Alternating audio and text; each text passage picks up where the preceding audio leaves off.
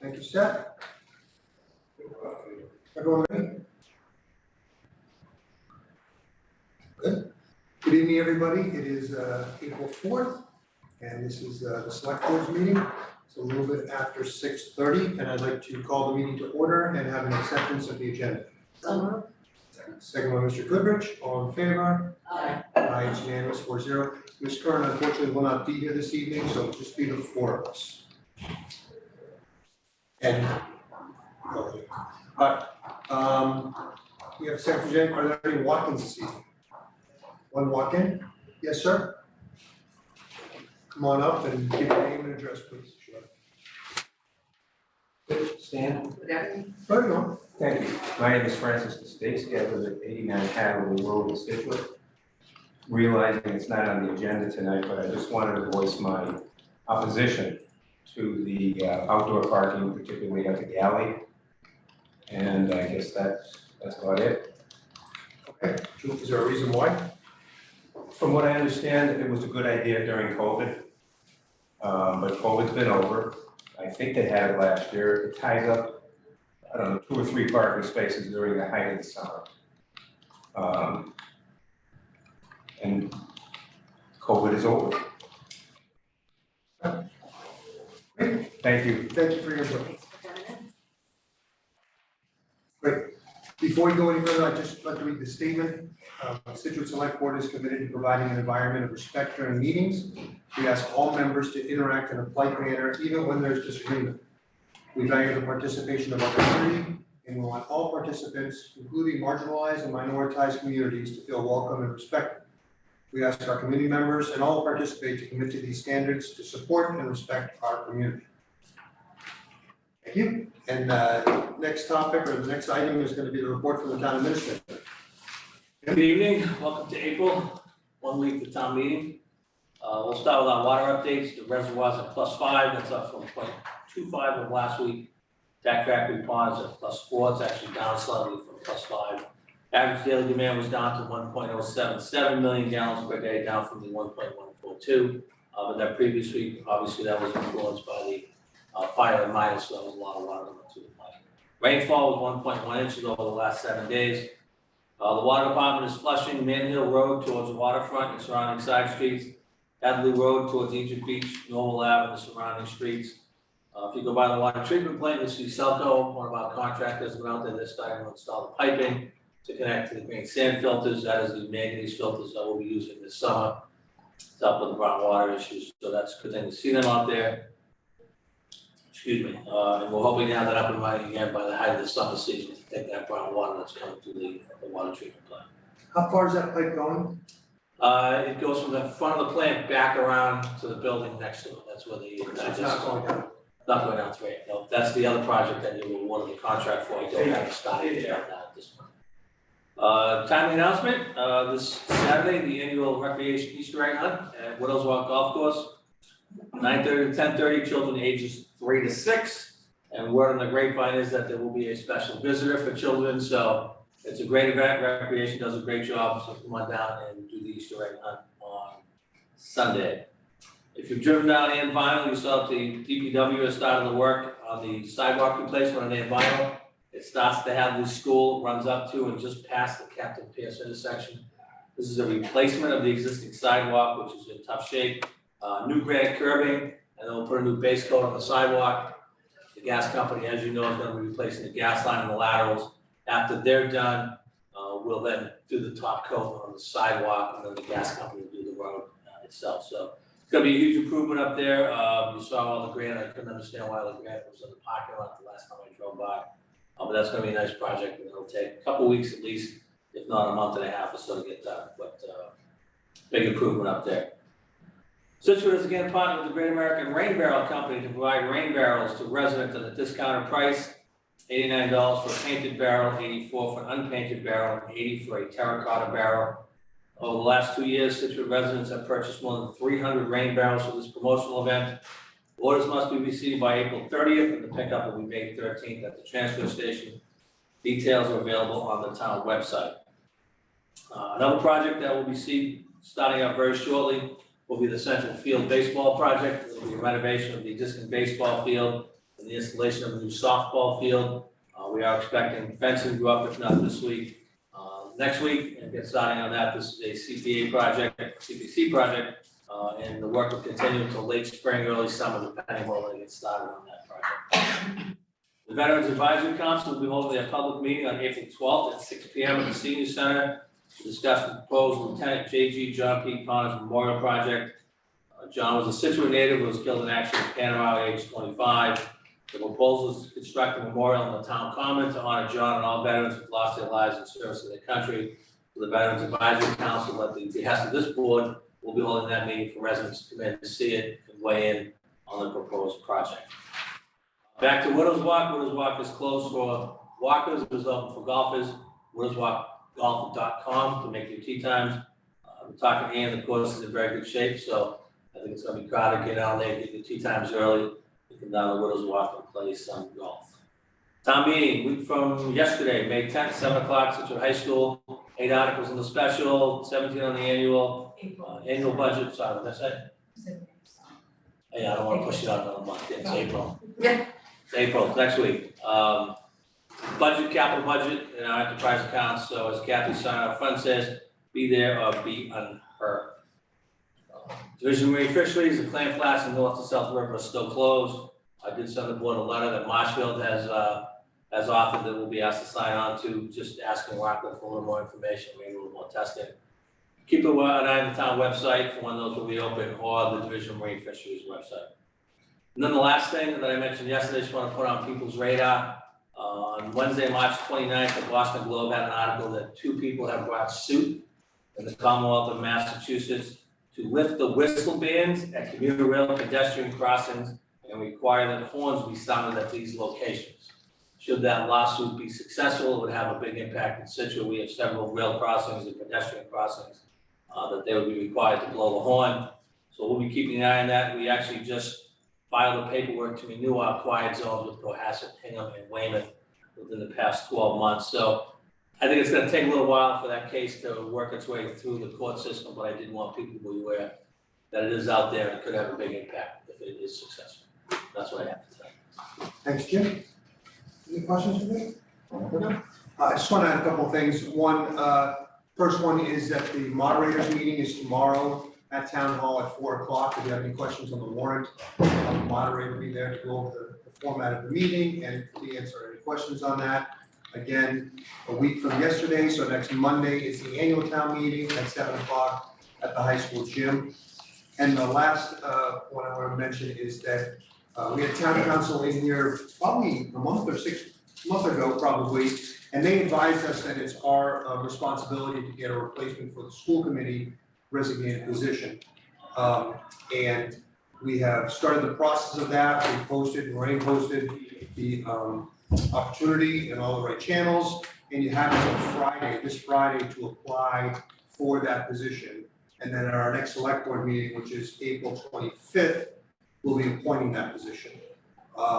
It's only for a very short period of time, it'll only be for a month, so there'll be essentially 2 school committee meetings that you'll be attending. And then whoever gets elected at the town meeting, at the election in May, will then take over that post. Again, it's kind of a formality, but it is something that's our responsibility. Town council told us we had to do, so we're gonna move forward with that. So it'll just be a temporary position for about Friday is the deadline to get those applications in. By 11:30 a.m. By 11:30 a.m. Thank you. And just send it to the select board's office. Great. All right, next topic is the annual town election poll hours. Kathy Gardner's here. Hi, Kathy. Hi, how's everybody? Well, how are you? We have an election. We have an election on May 20th, Saturday, and we have one contested race on the ballot, which is the school committee to fill a vacancy. All the other races don't have any opponents. So my suggestion, we have early voting, but not in-house. And it's kind of tricky on town elections, how can I back this up to make it easier? So the last day for candidates to legally withdraw from the ballot is 2 days after the holiday, Patriots Day. And then, once that is done, then I send the ballot, whoever's left and hasn't, got off the ballot, that goes to my programmer and my printer. So the earliest I'll have absentee and early voting ballots will be the first week in May. I'm hoping maybe the last week in April, but it's a really tight window. They do a great job, but, so I'm guessing I'll have them by the first week in May. So therefore, on my webpage, on the town, website, under the red banner, there's a vote by mail application there for anybody that would like to receive a ballot by the mail, through the mail. They can send that in now if you definitely want a mailed ballot. We'll have absentee voting for somebody that cannot get to the polls on election day. Once those absentee ballots arrive, early voting ballots, in my office the first week in May. So you can come in, if you can't be at the polls, you can come in and vote in my office. Up until noon the day before the election, which is May 19th, that's the law. And then, that's it. So it's like a 3-week window of absentee voting in person and vote by mail. Like I said, they can apply now and I can get all the applications and get the ballots out as soon as they come in. So that's what's being offered for a local election. State elections is a different story. So that's why I'm proposing the poll hours 8 to 5, if we can get away with that. Whatever you think. It could go 8 to 6, but I'm thinking 8 to 5 is sufficient. Can I ask you a question, Kathy? So there's only one contestant, there's 2 people running for the open slot, Yes, and there's the other 2 school committee people are running unopposed? yes, the 2 incumbents. Mhm. Okay. So typically hours have been, If we have it has a gone busy 7 to day. 7 at sometimes. Is that the extreme? That's an extreme, yeah. Yeah. State elections are 7 to 8, 7 a.m. to 8 p.m. Right, so 7 to 8 is is the most the largest most, window. the minimum I can have if the ballot was uncontested. Yep. And I think it's 5 hours. Okay, that would be the minimum, and I could have to post it. So it's a Saturday, 8 to 5, what do you guys think? If you think, if you guys think that's sufficient, the last day, and can I just mention too, the last day to make changes to your voter registration is 5 p.m. on Wednesday, May 10th. And the last day to request a mail ballot is now state law, that's 5 days prior to any election, that's May 15th. So there are deadlines, and all of these deadlines and all this election information is on, like I said, on my page of the website. Also, once the ballots arrive, I'll have a sample ballot up there as well, that'll be posted. Karen, what do you think? I think with the opportunity to vote early, that, there's always concern that somebody has a late shift or whatever, they can't make it. But if they can come in until noon on Friday to vote, in person or mail in, you don't need to demonstrate a reason. For absenteeing you do, but that's work, that's travel, that's doctors. Early, because of the Massachusetts Constitution, that's why we still have absentee voting. And they've added early voting, about 4 or 5 years ago now. So early voting, any voter without an excuse can just vote early, okay? Absentee voting through the Mass Constitution, you still have to have an excuse. I don't ask for airline tickets, I don't ask for doctor's notes. You're just saying that for whatever reason, you cannot be at the polls. That's what the application says when you request it. So given that, and one contestant, I'm finding the recommendations. So you're fine with 8 to 5? I agree. I'm a little uncomfortable. Regardless, I think we should be agnostic of who's on the ballot, what's on the ballot, and if be kind of consistent with what we've done year after year. Last year was 8 to 5, we had 2 contest years. So if it was 8 to 5. 8 to 6, It I'm was sorry. 8 to 6. 8 to 6. In case someone, works till 5, I would just, personally, I would just stay consistent. It's 1 hour, but it's, if you disenfranchise one person, then shame on me. But and there could be a writing campaign too that weren't aware of yet, so. What do you guys think? I think Andrew's right, that, consistency is important, because some of these, well, I went last year at 5:45 when I got in. And then I actually watched people come up to the door at 6:01, really disappointed. And if you close at 7, there'll still be someone there at 7:01. This is true. Yeah. We had this exact conversation. And I will say that over the years, the rules have changed so much. It's, You don't know what's early voting, what's absentee voting, pre. that's why I cannot stress enough, you're absolutely right. Look at my page on the website, the red banner's there, all the information is there. I tell candidates this too. So Kathy, would you be opposed with it being 8 to 6? No, that's why I have two portions of the warrant right in front of me, so I don't take anything for granted. That's fine, I just, I plan meals for the workers and I'll just work around that, that's fine. If you had said 7, I might. Any comments from the audience? From the time? Are you fine with? Sure. All right, can I have a motion? I move to set the poll hours from 8 a.m. to 6 p.m. for the annual town election to be held on Saturday, May 20th, 2023, at the Scituate High School Gymnasium located at 606 Justice Cushing Way. By Mr. Goodrich, further discussion? Seeing none, all in favor? Aye, those opposed? 4-0. Thank you, Kathy. I'm giving you the right one. Okay, great. Thank you very much. So I just want to reiterate what Kathy said. If you have any question on the deadlines, the voting hours, what the rules are, go to the town website, go to the town clerk's page, and everything will be documented there. Can I just say one more thing? This is really important. If you request a mailed ballot, and I mail you a ballot, I didn't just mail you a ballot randomly, okay? Everybody out there in the public. If you request a mailed ballot, you're going to get a mailed ballot. If you don't return your ballot and you show up on election day, or you show up in person on any election to vote early or absentee, you can't just check in at a regular check-in station. You can't, because now you're asking for 2 ballots. And this was an issue last November. It was a really bad issue.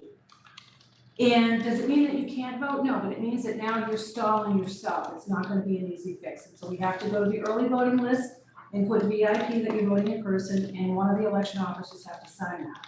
Then we take you over to the regular check-in book, and again, you have an EV or an AV next to your name already. You're flagged as an early voter or an absentee voter. This is how we have checks and balances about how many ballots a person gets. So we have to sign you up for voting in person, and again, an election official has to sign the book. And this assures us that if you try to come back with your ballot at 7:45 or at the end of the polling hours and try to slip in another ballot or drop it in the drop box at my office, it's not gonna happen. So with all voter fraud, conspiracy theories, and all the concerns out there with the public, I just want everybody to know that everybody in my office and the election workers are really strict about ballots. Okay, I have to have accountability for every ballot I get delivered, absentee and early ballots and regular ballots. So please know, if you don't want a ballot mail, don't send me a form asking for one. It's really hard for the voter and it's really hard for staff. That's all I have. Thank you, Kathy. And that whole group does so much work after the election to get everything counted, to make sure everyone's accounted for. So you can only vote once, and they all have to be accounted for. Thank you. Thanks, Kathy. Okay. Next topic is a special event for Board 143, their anniversary. Is Mark, how are you? Hi, how are you? Good. Thank you. Welcome. Just your name and address for, Mark Carreri, Fieldstone Road, Scituate, Massachusetts. great. So what are you trying to do? We're gonna duplicate our event from last year, have a one-man band. We're gonna have a food truck on site and pour some beer and wine, most likely.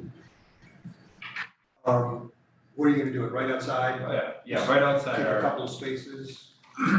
So it'll be right on, at 776 Country Way, where we're located, we have a patio, and then to the right of it, we have a driveway. Excuse me, so what we did in years past, we've done, I think 2, right? Maybe 3.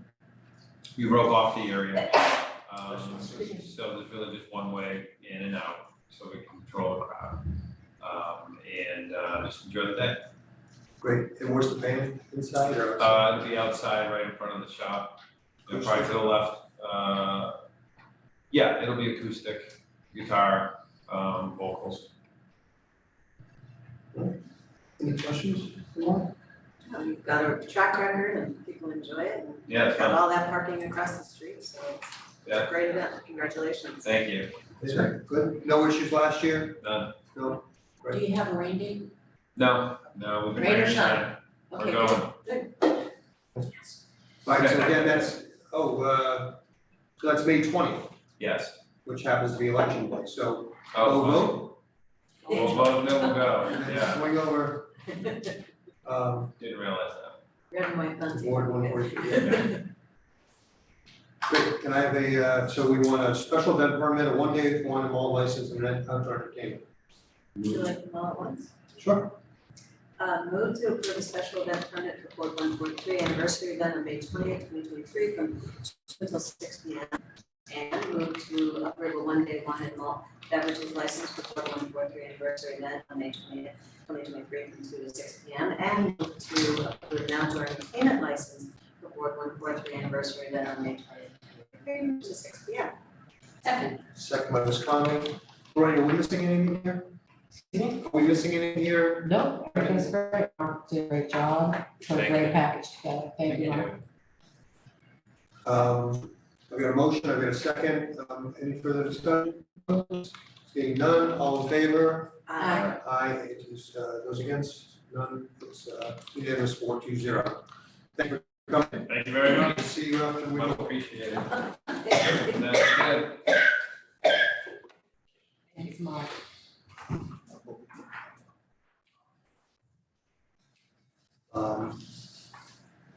Great, next is a discussion vote for a new caterer. Cranberry Vine Catering. Can you hear from there? Or- Yes, how are you? Hi, how are you? Come on Doing up. very well, how are you? Good. Good. Steve, tell us your name and address. Michael O'Malley, we're out of Pembroke, 270 Washington Street. Looking to get on your vendors list. Great. I do a And lot of stuff in Scituate. Company's been open for about 12 years. great. We had a lot of history in Scituate. 2016, I was fishing, I was on the boat with Fred Dauphiny, so he died in my arms, but it's, it's a great area and we do a lot of parties, and my sister lives in Scituate, she owns 2 houses. And we never really get on the vendors list, so, it's a privilege and hopefully we get that done. Great. Where else, what other communities do you cater? We do Hingham, do a lot of the South Shore, a lot of parties in Hingham, we do a lot of Derby at Hingham as well. And I'm representing her right now, so. Great. And what kind of food? It's a scratch kitchen, so we kind of create anything from a small 15-person to 150 wedding. So we're looking to do some beer and wine, we have an event coming up. She couldn't get a vendor, so it's funny, we never got on the list, and I don't know why we never did, but it's at the community center. The old pier was Pier 144, yeah, so I know the area very well, I was in the area in 16. Spent 16 to 17 here, love it, great following, so. Well, get in there before it's knocked over, so. Yes. All right, any questions from the board? I've had their food, they're very good, Okay, very good. that's a great recommendation. Karen? No, the only thing, the backup's great, everything checks out, appreciate you coming in. The only question I had really is about the date, it's on July 3rd. And that's kind of a, an important day here in Scituate. No, of course, yeah. She and wanted to so- do it as a client, actually, she's been in Scituate for a long, long time. She's out of town, she'll be back in, it was a old funeral. Yeah, it looks like a celebration. Celebration, So it closes so- at 4, so does it automatic, how do we make sure that that building's secured and everything? Is it We just lock it because- from here, we program it. Okay, but then it's vacated by 4, I'm just concerned because of the day. It's No, not- of course, absolutely. I mean, I can ask her if she wants to knock it back an hour, whatever you guys feel. That's Oh, not a I think- problem. The time's fine, it's more to make sure that folks are out of there and that the Sure. building's secure, because, Yeah, building secures automatically. Okay. So, all right, so Same we as just we make have sure that they're. I know she's done events there and I know. Yeah, how well, it yours, works. you guys will probably be the last ones out, so, Correct, it's about 35 years. okay, great. Small crowd, beer and wine, very simple. No, I just, every time he's come up, Just like the vendor should bring some samples to make sure. I should have, I gave him a mix. I have Jason Tatum's next week for a Gatorade Just saying. promotion. Oh, It's been crazy, so. you did not say that out loud, right? You want to make sure everything's fine. We'll drop something off for you, Andrew, I'll make sure. Make sure everything's I wouldn't proper. say that. Perfect. Just a little bit. Just a little, yeah, make sure it's up to code. All right, well, I think it's great, you know, great recommendation, great, Thank you so much. yeah, hopefully get some work in town. Appreciate it. How long's the list now? Probably 10 or so? The page. Okay. But even this, you know, as Michael said, you know, everybody was busy that weekend, so we Yeah. called Michael. So we can always use him. Yeah. I don't know why we How didn't they're- just- All right, great, can I have a motion? Move to approve Cranberry Vine Catering to be added to the approved town of Scituate caterer / bartender list, and move to grant a one-day wine and malt license to Cranberry Vine Catering for an event at Scituate Harbor Community Center on July 3rd, 2023, from 12 to 4 p.m. Second. Second by Ms. Conley, any further discussion? Seeing none, all in favor? Aye, it is unanimous 4-0. Thank you. Thank you Best so of luck. much. Thank you, everybody. Take care. Thank you so much.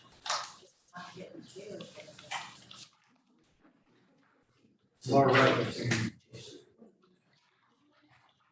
The next topic is a discussion vote, and it's a contract for construction for a parking and picnic area. Is Frank here? Oh, we're a little bit early. We can do Kevin first. Well, we can do this first and then. Wait a couple minutes. Have you talked to him?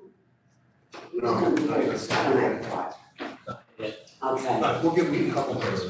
Is Kevin here to do the fee, are you doing? I could do the next two? Yeah. Yeah, sure.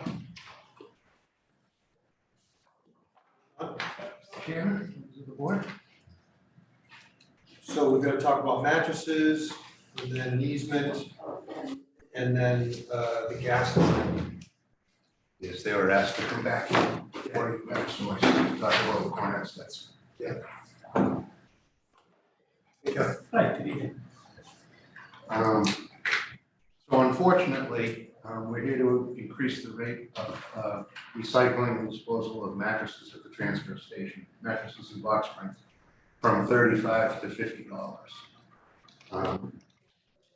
In November of 2022, DEP mandated a waste ban on textiles and mattresses and box springs. Fortunately, we started that about 2 years ago, so we didn't have a major hiccup in implementing that system. But now those vendors are trying to handle the whole state.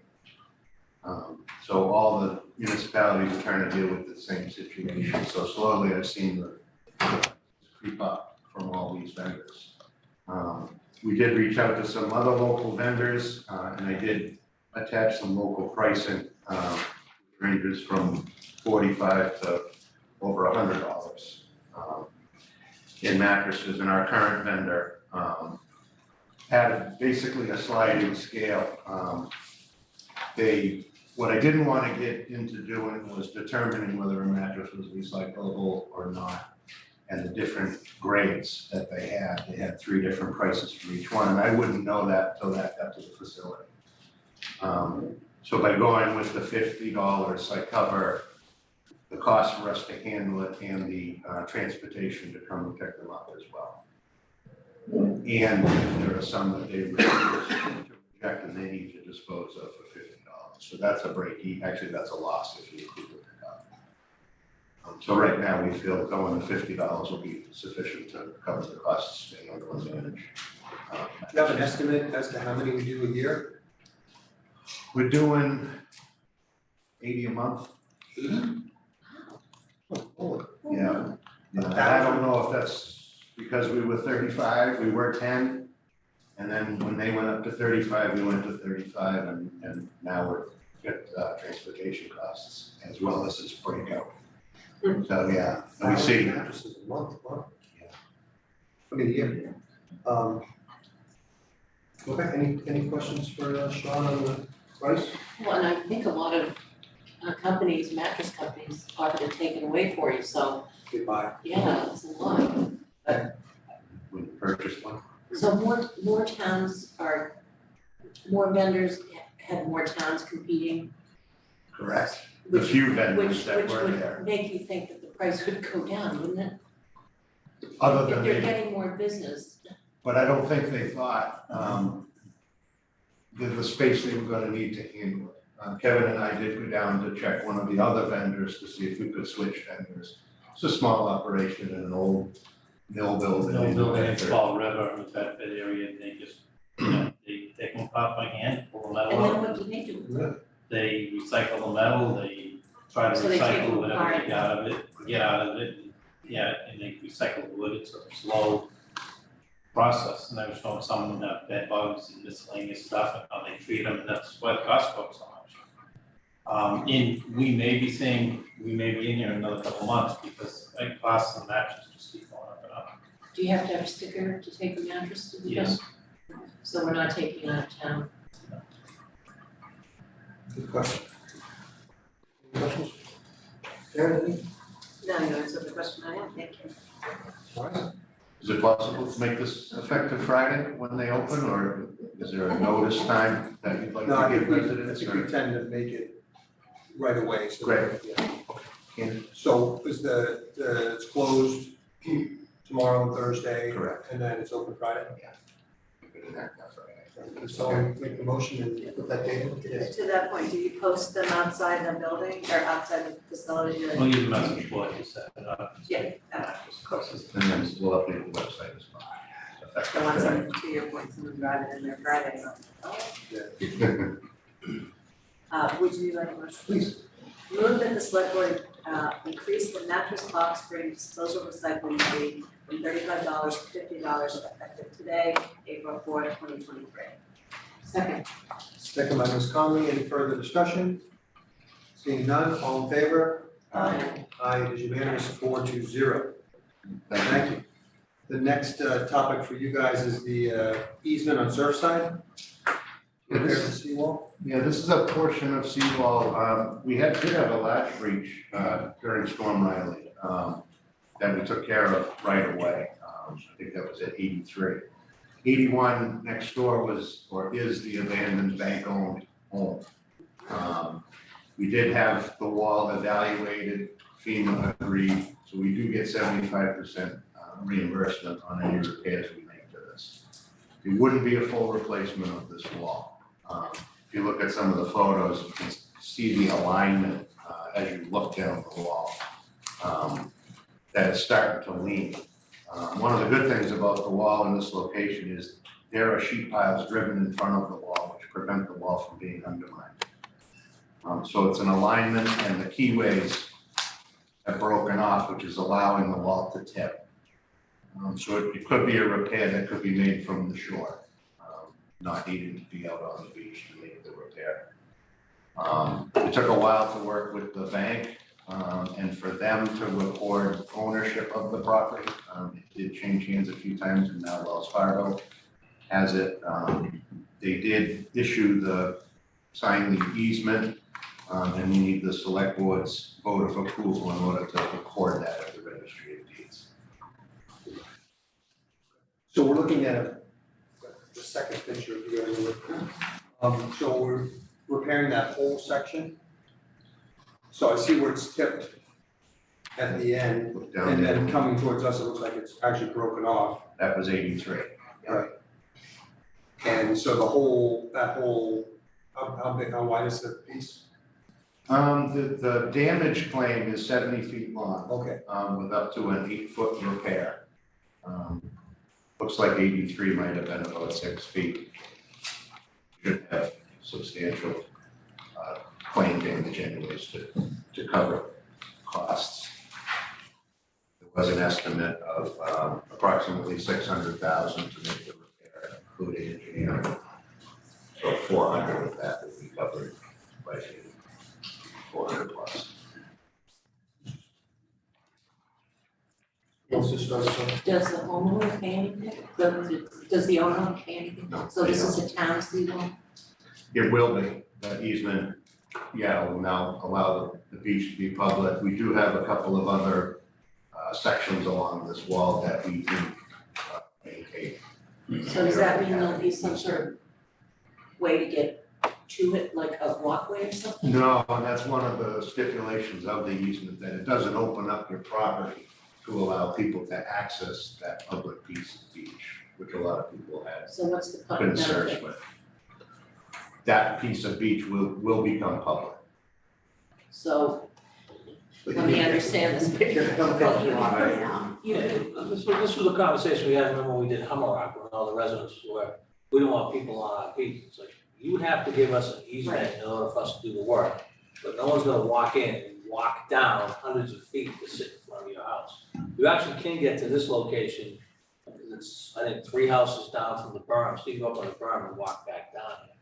But at some point, we'll be addressing the seawall as a whole, and then as you drive down Oceanside, you can see new seawall, we have easements. Old seawall, they would give us the easements, so at some point, maybe not in our lives, we're going, but then we'll have to address this seawall, and then we'll stretch the beach, and it'll becoming not a public beach, but accessible to the public. And you'll be able to sit on the beach. Without Unlike a, without a the shotgun That you can or, walk on it, but you can't stop and put your, And it also protects the neighborhood because of the wall. I'm not disputing that, I'm just saying, so what's the deal here for the town if we're paying the whole freight for it? The percentage, we're getting a percentage from FEMA because we're able to claim it off. That's money we're not gonna be able to use for another part of another seawall, you know, I mean. I agree. Okay, So are all the rest of that seawall town-owned, or are they owned? No, it Only varies. because this has been abandoned? It varies in different sections. The house next to it, they gave up easements when their wall broke for out to the beach and everything else, so it's kind of a gradual thing. We've been picking up the easements as we go and have to make repairs. But then again, we're not approaching everybody on Surfside Road asking for easements, because obviously we don't have a project to redo that entire seawall. section next to it broke during. Kevin and I were talking, it's like the private seawall, but it's gonna collapse, so we can't wait till we find the homeowner and get an easement. They didn't fix the seawall, this is the part next to it. Yeah, I just have a couple of questions about this.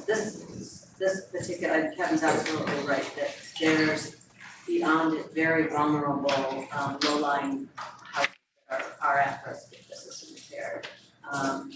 My question is, I don't even know if you guys, when we were talking with the bank to get this easement and to have this conversation, did they give any indication of what their intent is with that property? No, and it had gone through a couple of handlers, Yeah. bank handlers from bank to bank. So it took us quite a long time.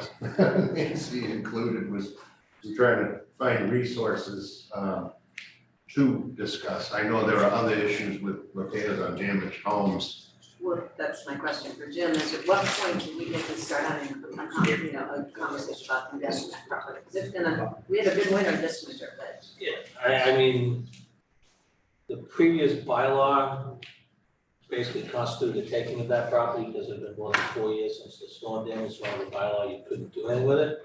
We've now changed that bylaw. In conversation with the bank at the time, it was their intention to market the property now that it was buildable again. So I'll have the building inspector follow up and find out where it is. The residents had asked us to put a fence up at one point. We said we would, and before we could put the fence up, they called us back and said, no, we don't want the fence up. So, it is getting to a point though where we might have to, the town would have the right at some point to take it down, the bank didn't. But I'll follow up with Bob on where we are in the bank. I would think that that should be a priority before next winter. Because we have another bad winter, that house is gonna be in the neighborhood. But yeah, getting the seawall repaired will definitely be an improvement for the safety of those houses. And you're talking about not only the houses there, but the house across the street. Right? That's, I'm talking about the houses across the street are the ones that are in danger. Any questions on this? No? Any questions from the audience? Right, so we get the easement, we fix the wall, fence pay for 75% of it, we pay for 25% of it, which is about 200 grand. And we do have use, the public does have use of the beach in that 70-foot section. Like, plus, as Kevin said, 83, we had to go through this with the broken piece that you see, they issued an easement as well before that repair was made. Now there's two, and then I think there's one house, and then the last house we have. So there's two side by side. Yes, and it's a three-part easement. Not only does it, open the beach up to anybody, it also opens us up for the land that the seawall sits on, that we now own that. We have an easement to that, to use that land, as well as go in there and make repairs at any time for any reason. Are we all good? All right, can I have a motion? Move that the select board vote to accept a grant of easement as a gift and for consideration of less than $100 for the property located at 81 Surfside Road. Second on Mr. Goodrich, any further discussion? Seeing none, all in favor? Aye. Aye, it is unanimous. You said aye. I said Okay. 4-0. All right, and the last topic for you guys is Eversource gas presentation. I think we passed all of the components of it except the one coming down 123. Yep. Hi, guys. Thanks for coming back. Brian's on here. Oh, you wanna wait? He's gonna be here in 5 minutes if you wanna. Sure, we'll wait. We can even talk about it. We can talk about it, so, yeah. Pretty straightforward. I talked to Brian and I think I have answers to most of Okay. the questions that the board did have, and they can supplement it as we go. One of the questions that the board did have is, do we go down one of the side streets and go down Neilgate and avoid that? Talking to Brian, the answer was basically no, because it's a funding source. They can replace the line, but they can't put in another line and get funded by ratepayers with DPU.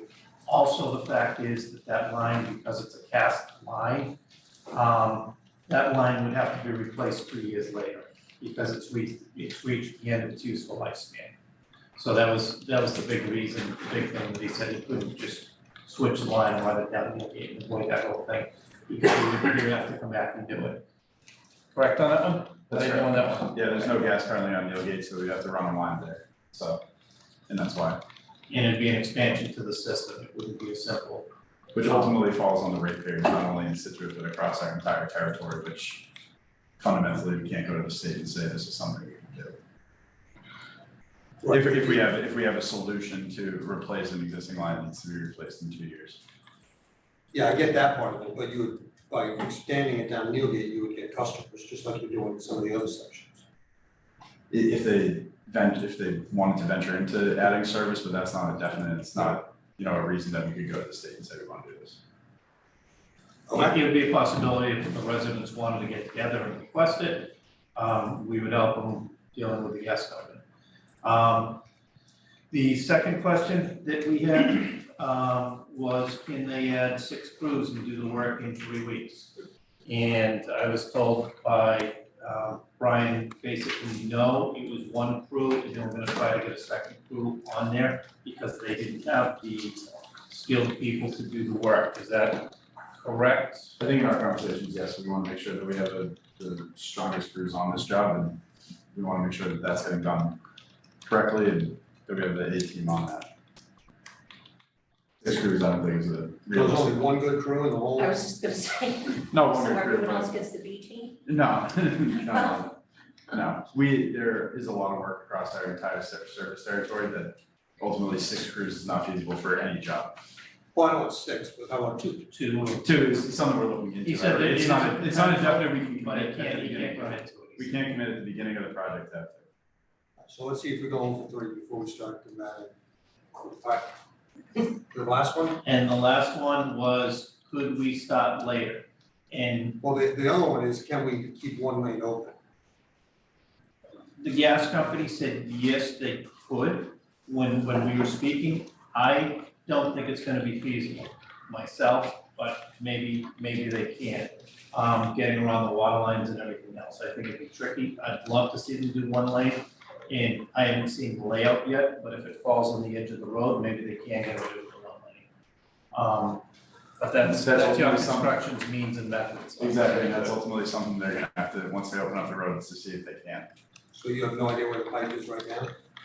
Brian might, I don't personally. Do you know, Rob? No, we don't have an understanding. And you know why it's not in good repair if you don't know where it is? They know it's Well, he not doesn't. in, they know it's not in good repair because of the age of the pipe in that they've had potential leaks over there in the past. I think they do gas net around it. You can tell it's a cast pipe and it's The beyond its material of the useful pipe, life. Yeah. the material. And doing it later in the year? We don't have any issues doing it later in the year. We would probably want to be off the road by November 1st, just for the reason is, as we approach later in the year, we could potentially have plows and everything else on the road, and we'd like to be done by that point. Maybe we could push it out to 11/15, but I'd like a 2-week buffer to make sure they are off the road and we're not getting into December or even, later. Would like that road work to be complete and off the road. But they could, if they, say we went to November 1st and November 15th, and they said, yeah, we can get 2 crews, or we can get 3 crews, we could backtrack it, and how late they could start. And maybe start up at an earlier time, but it would kind of fall on the gas company, what their production rate would be. And what's the length of the project again? How many months was it? It just says 3 months. 3 months? Yeah. I think we would start in September and hope to be done by November. Double check. So do you wanna wait for the other guy to get here before we tell you no? Ultimately, it's his decision. Yeah, he said a minute ago he's pulling in, so he should be here. Well, it's a little disheartening when we asked you to make some concessions to make it easier, and every one of you said no to it. Unfortunately, we went through the process internally, we had engineering look at the solutions. I don't know if the one lane of travel is a definite no until we see the pipe. Right, but you can't even commit to putting 2 crews on it to get it done twice as fast. I mean, you're literally shutting down the busiest road in Scituate in the summer. It goes into the rotary. That goes into the, I completely, well, hopefully stop him before the road, but I completely understand the concerns there. I think you're coerced. That would be the answer. You didn't say henchmen, which is good. That's waiting on me. Yeah. Yeah, I explained all your answers to me, which was no, no, and no. Did I get everything right? all right, well, we're not happy with the no, no, and no. I think What can we do? The one thing about that we're discussing right now is that Neil Road's definite no, but where the pipe is and keeping one lane open as long as we're still, or depending on. Correct. Yes. Right, and getting multiple crews. What's that, And multiple getting crews? multiple crews there to. No, we can get 2 crews. I talked to the contractor today about sending on a second crew to get there, help expedite the production. So it's half the time? That's what you said, it would take about half the time at that point? Yeah, definitely, because So each instead of crew. 3 months, it's a month and a half? So that was the second part of the question was, we were saying, well, if it's gonna be 3 months, we don't like the fact that it would be basically all summer. And could we push the deadline back, but do we feel differently if they start, because obviously I know you have issues with all the crews, we started May 15th. And let's say it's 2 months, May, June, July, maybe. 1.5 months. No, I know, 1.5 weeks. I'm just July saying, I'm not, 1st. Yeah, the July 1st to July. this is a big deal. No, I know. This is a big deal. So the first question for you is, how much flexibility do you have on a start date? Pretty flexible. Okay. So That's easier. when could you start? You want sooner or later? Well, I mean, that's what we want to decide. I'd say the soonest we could get there is probably 3 weeks. 3 weeks from now? Get permits prep, dig safe, utility markups, include the material, shipped out and all that stuff. That's beginning of May. May, June. 2, 3, so end of May. So, end of April. And to Karen's point, this will be done by the end of June. Mid-June, end of June. The other, Mid-June. yeah. The alternative. Yeah, I I'm trying to deep machine. push it off to And then, September. well, the other thought is, do we push it off till September and have it end on November 15th? Well, two things. You got the school there. Right. The traffic there is horrific at certain parts of times of the day. Yep. If you were to do it more toward the end of May, they're almost out of school there. It's the time for the businesses there, which will be very hurt, especially if you close the road down. The nursery's there and the RNC Farms is there. That is the height of their business. And then the school? And the school. So I guess I would think that doing like the end of September, How do you get, what do we do with those two businesses? How do you get customers into those? We would work with the crew and the police details, accommodate, to get specific signs made up for those businesses that they're open. Right, We don't allow those people But to if you get shut into the work down, zone. so you would open up the road. Yeah, that essentially would have a detail, with the road closed. So customer would have to come up, say go into business, let them through, get them. So half the road, That's if it's a full road closure. right, but if it's a half road closure, you still have police details at each side saying, okay, you guys, what do you make it one way? We could do either or. Maybe times, depending on where the main ends up, if we're crossing the road, it might be a full road closure. Or, we're hugging one side of the road, we can keep one lane. So right now they're doing construction in Norwell, sidewalk or something, down by the center there. So they're only doing like a 75-foot span, and they're shutting that down and saying there's police details letting people go. Is that what we're looking at? In Norwell, you're just comparing that No, one it's zone. comparing the work zone setup. The work zone setup is just taking one lane, it's not taking both lanes. And it's only So it'd be using, similar to what you have, you'd have two police details, you'd have a 75-foot sectional work zone, and you'd divert the traffic going back and forth. Correct. so that's what you would do. Ideally, yes. Yeah. But if we're like getting out towards the center of the road, with the gas main or have to cross, the water main does cross at one location, it's gonna be instances where we're too close to the center of the road to allow traffic to safely go by. Based on, the trench being wide open right there. Yeah. Construction.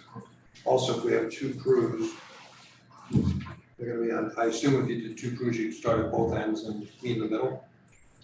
Yes. well, the other We thing can, is, or you work to the middle and work out, but most likely we're gonna work from the tiny locations in the you'll need another police detail at the end of Millgate and PA, we'll put them. because no one will ever get out of Millgate if you don't ever get out. That'll be a normal detail. That technically falls in normal. No, it doesn't, I'm talking about 3A. Oh, 3A, yeah, we were thinking both, I was thinking, we had 5 details when we did the work for the water. You're probably gonna need that for this, based on the complexity of it. And we can't have people bury back up from the rotary up Cornette's density on a regular days, and they'll never get out of their houses either.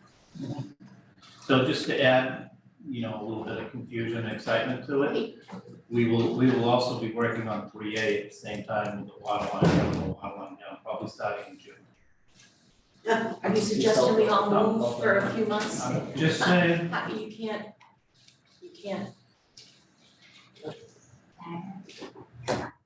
In, September, right, because June, I think so. kill those businesses. That is, you're right, that is their, and we have to rip the Band-Aid off at some point. I like, mid-September, late September, third week in September, that gets you, makes no sense to me. If you get to 2, that also won't interfere with the, one of our big problems between all the projects we have going is just getting police details to fill what's needed. So if we can't get police details for 3A, we could have potential change orders in this contractor also. So we try to avoid that. So if they're working at different times, that'd be better for us because it's a little easier. I'm just concerned about the neighbors and the businesses and how busy that road is, and it's gonna make the okay to get it right here. So it's, if I'm listening to you guys, I think we definitely want a commitment of the multiple crews and the ability to keep one lane open and do it sectional so that we can still use the road to some extent, and then do it in end of September. Or That'll also give the school time to figure out how they're gonna do busing, picking up kids up in that area. Walnut Tree, Including school buses, you're right? Right. It's not just the Italy school yet. What we've done in the past is we have the police detail set up so that they get a call from the school buses when they're coming, so that if there is a trench, they can put a steel plate across the road and the school bus can go over. Same thing would go if there was ever a fire engine or emergency, they would instruct the contractor to close the trench up so that emergency vehicles can go through. And you guys will be talking to the Italy school as well, because that's almost no school buses, that's completely cars dropping off at like 8 in the morning. Brian, you guys are gonna be on the list. Talk to any business. I guess the good part is they probably buy that first. Maybe. Okay. Is that a good summation? Late fall? Any comments from public?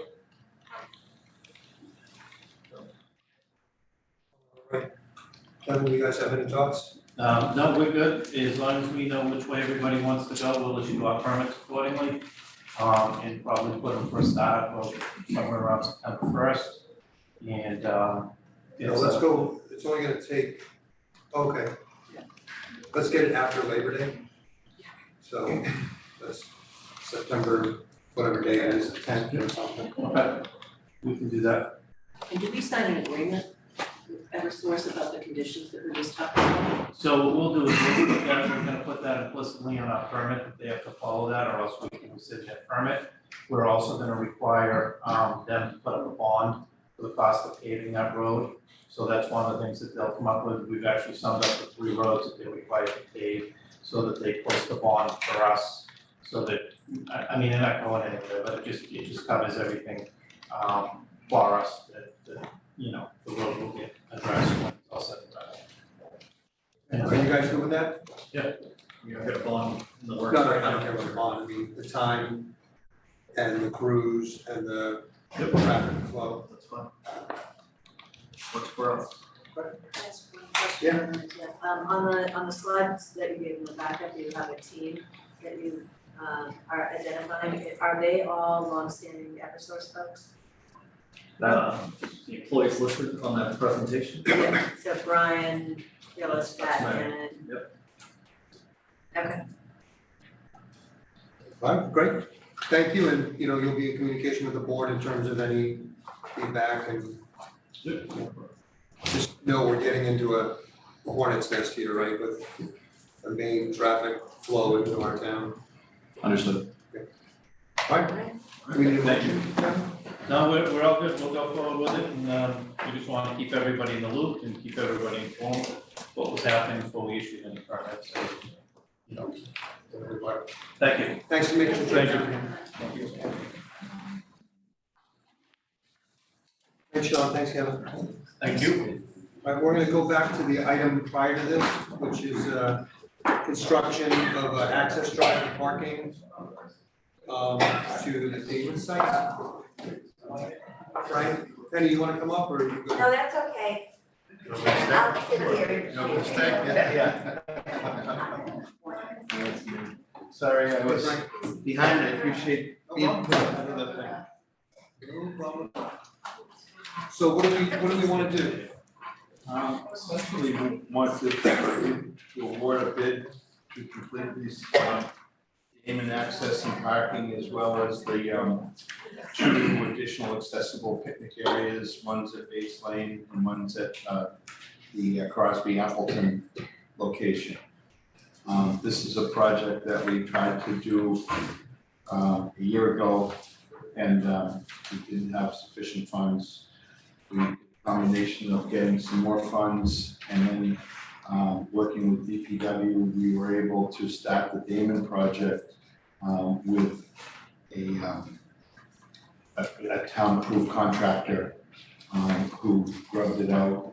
And then working with Sean, Kevin and whatnot, we got, materials from a couple of water line projects last year at no cost.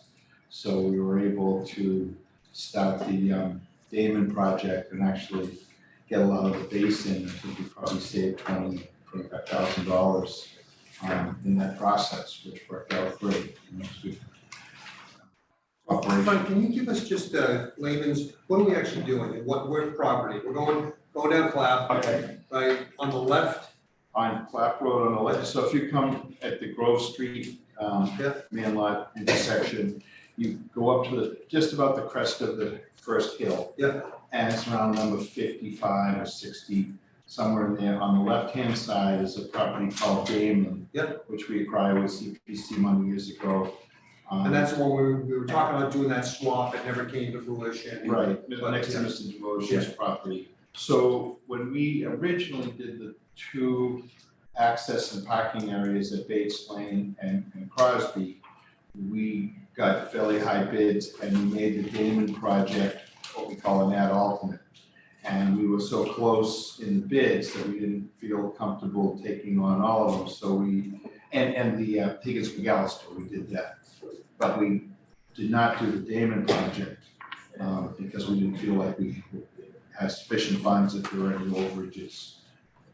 Pardon me, so we held off on that. In the meantime, we looked at the possibility of adding some additional accessible picnic areas. And so we put those together and got some additional funds. But when we went out to bid last year, it came in above what we had for money, which was pretty discouraging. So at that point, that's when we talked with John and Kevin and Jim, and we were able to work out using contractor, piecing some of this together and getting the material from road projects at no cost. So back to the project, where are the entry points? So The entry points, are there two, one by the, there's two entry points to the property. Yeah. As you go over the hill and go down, there's an additional entry point, but it's very steep and it's water pours out of there. It's a real wet area. so there's the one, are we entering by the Devotion property. Yeah, and I've been meeting with Mr. Devotion. We worked out, we shifted the road, we shifted the parking area, and we're gonna create a berm, which gives some separation. And I think his is as he and Ann are as comfortable with it. So you're gonna pull in that property and then the parking's gonna be on the left? Once you go out to the back and to the right. To the right, sorry, yep. And then you keep going past that entrance, and there's another entrance once you go down the hill to the Yes. left there. We're not gonna do anything with that entrance unless they were doing a forestry program, so. So the only part, the picnicking area is gonna be at that front entrance. So the picnic area, the accessible picnic area for the Damon property is just off the parking lot. And then there'll be a little, short accessible trail, probably about 75 feet long, so folks can get back into the pine grove a little bit.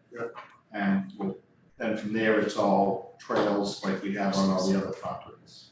How many spots? So there's about 15, 20 spots, 15, yeah. How many do we have on Bates? About the same, 10 about fit, it was a little less at Bates because there was a wetlands and conservation wouldn't let us get any closer to that. Yes, Frank. Yeah, it's like, at Bates is only like 6 or 7, right? Maybe, No, there's 10. depends on how people park, but the problem with that one is we couldn't go further, But you're putting more than that, you're putting double that here? close to double, I bet you there's 16 or 18 spots, so they're not lined. So we dig out the area and we gravel it and we hope for the best that we have one marked, clearly for accessibility. Right. And then the rest of them, if people are thoughtful, we can get more cars. If they're not, then we want to, Bates is I wish we could come up with another spot for Bates, and maybe when we're done with this, depending on how much money we have, we might actually look and see if we could expand the Bates one, because it's become incredibly popular. So this whole project is just for that one entrance, that parking, that picnic area? No, then we're gonna build an accessible picnic area at Bates Lane.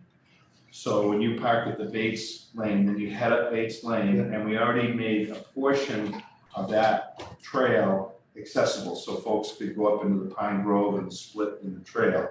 And right off of that, folks could go into the woods about 30 feet, 40 feet, and there'll be a little picnic area, which will all be hard packed material, so someone, you know, in a wheelchair or with some difficulties could get in there and use that. And then we're also gonna create an accessible picnic area right off the parking area at the Appleton field.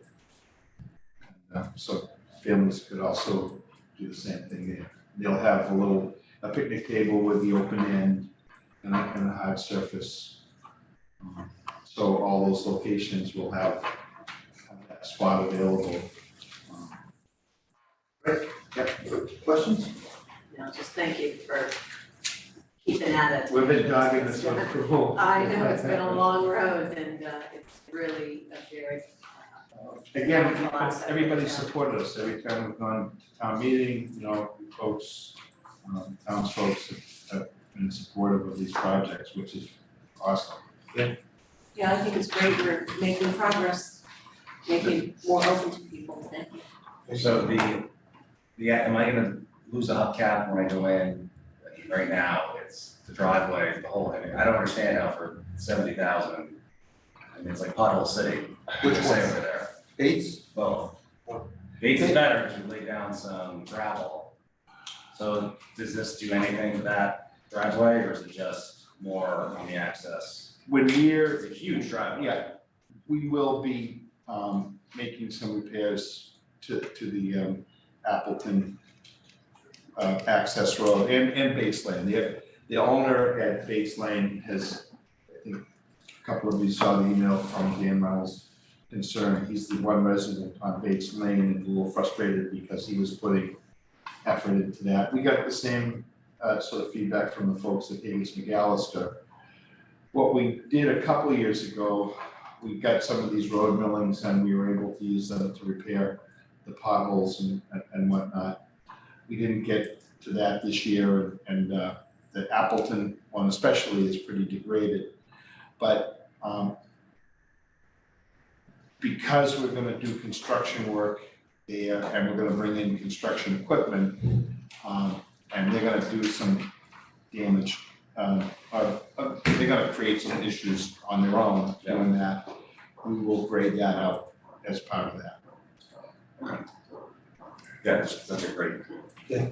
But it's the other part that, and I know we have two different things here, we're voting on this, but when we were in with our budget, one of the things we asked about was possibly getting some funding to maintain these roads. I mean, now we have several areas that require maintenance.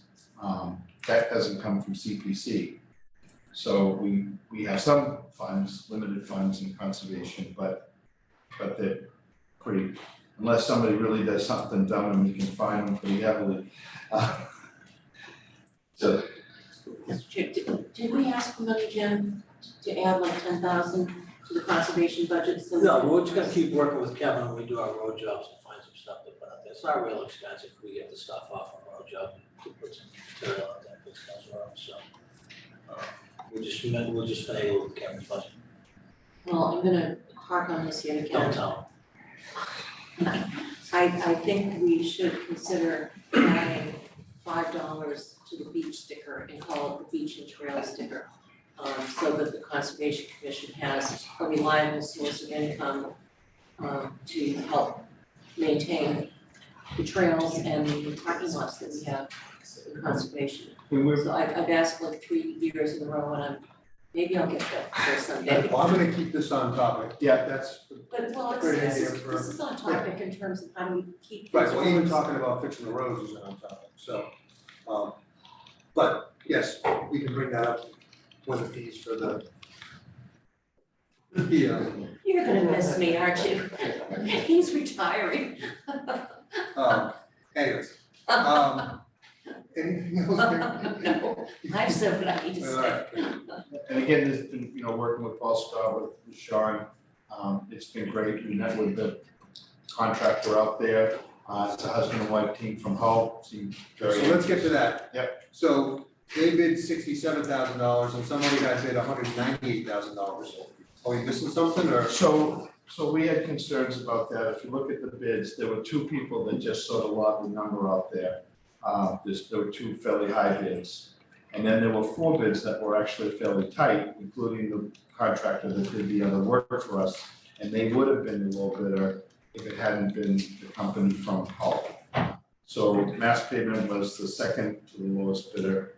But they're 50% higher. So we, we had concerns about that, certainly Sean and Paul, we all looked at that as a whoa. But Sean went through the due diligence and, the bonds, they have letters of recommendation. Sean checked with towns that did the work and it just, we actually met them on site, Sean, Paul and myself, and walked them through the three areas that you guys are sure you got this. Okay. And, Good.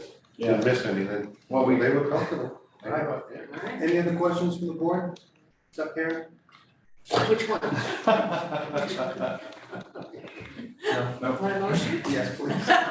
if I find that hubcap, I'll let you know. Don't grind it up, right? No. Move that the select board award the contract for the construction of an access drive parking area. Contract number 17-CON -48C to EM Lockman of Hull for $67,051. Second by Mr. Goodrich, any further discussion? Everyone good, all in favor? Aye. Aye, it is unanimous 4-0. Thank you, Frank, thank you, Penny. The E Thank in you, that, the E in Lofgren is Emily. Oh.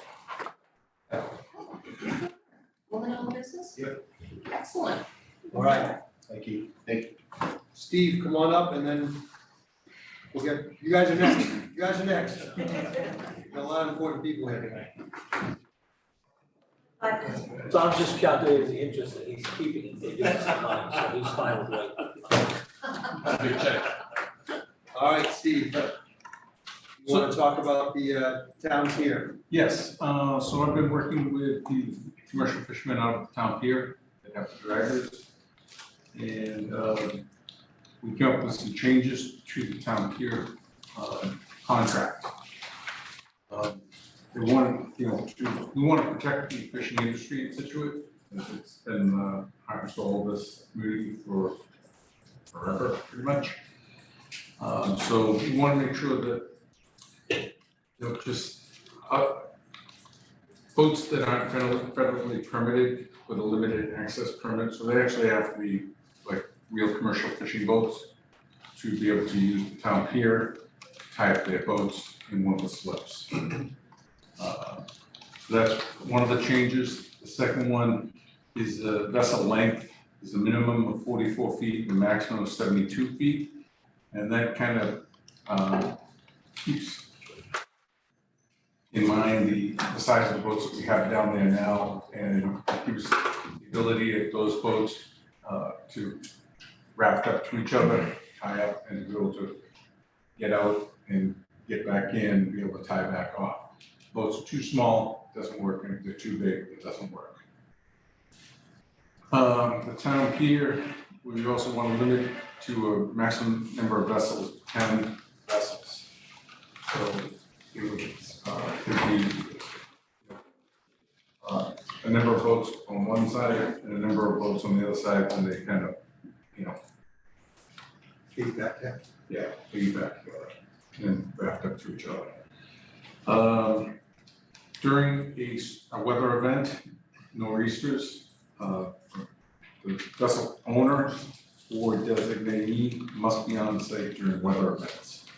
That's to ensure that they're on board, that they're down there, so if a line breaks, it's not gonna take out the other boats along with it, and, the businesses along that stretch. Unauthorized vessels at the town pier, this is a big one, and that's why there's such a big fine, would be $1,000 per day. Because if somebody comes in and ties up on the face or on either side, you really have nowhere for either lobstermen or the commercial fishermen to tie. So we want to put that in place. During water bans, water is to be used to fill the water tanks for town pier slip tenants only. So it's basically the potable water for the fishing boats that are going to sea. That's the only, it's not to wash the boat off or to clean their boats or. And there's 3 hoists at the town pier. There's 2 on the base. There's a north pier and a south, south pier hoist. And then there's one on the north side, but about midway down. And that was an old hoist that during construction, they just didn't remove. They were using it while they were getting the other one set up. But we kept it in place, or it was kept in place so that if both hoists were down, that they would have a place to go to unload their catch. It's strictly an emergency hoist only. It's not for day-to-day use. So we want to just make sure that, you know, everybody knows that it's not for daily use, it's for emergency use only. And if those other 2 hoists down, we would then move some of the commercial boats that are tied up there to the face so that people can unload their catch. Then lobster bait, maybe left overnight, must be removed by 10 a.m. the next morning. That's, you know, like a health issue. It's smelly down there, baking in the sun. Lobster traps may be left on the pier overnight for a maximum of 24 hours. So when they're coming back and there's closures, they can put their traps on the pier, get their boats situated, come back the next morning or the next day, get them in the trucks and move them off. We just don't want to become permanent residents down there because there's other fishermen or other lobstermen that have to get their traps out as well. This is all pretty much housekeeping. When I started, the hoists that were out there had a maximum weight of, it was 1,000 or 2,000 pounds on them. You cannot operate a hoist in Massachusetts without a hoisting license, anything over 500 pounds. So I had the plates changed out there, 500-pound maximum. You can actually handle more, but that's the maximum that they're allowed to. And it was still in the contract for 1,000 pounds, so I had that changed. This page is nothing. The back page of the owner information, it just, we added the unauthorized vessels tied up at the town pier will be fined $1,000 per day. So I worked, this was all done through the tenants of the town pier, and it was reviewed by Waterways, and Waterways agrees with all this? Yes, sir. Great. Dave Denina, Vice Chair of the Waterways. Dave? So I guess my question is, who is this going to upset? So what was, well, we had a tenant that was here a couple of years ago. He had 2 large boats. They were, there was one that was 72 feet, and there was one that was upward of 100 feet. And the 2 boats were doing, over, the 100-footer was doing quite a bit of damage to the pier itself. It was just really easy to go for it. Boats, the boats got taken, and we sent them out invoices, you know, we want to take these slips away, you know, even though we were struggling with, you know, the damage to the pier. He didn't pay. I sent him a letter that we would take the slips away. He called me and he said, you know, explained his circumstances. So I discussed it with him, told him that he could have the one slip, the 72-foot boat. He agreed with it. He sent me a message that he, you know, be in, and I said, you know, if you're having issues, you gotta contact me, you gotta, you know, talk to me.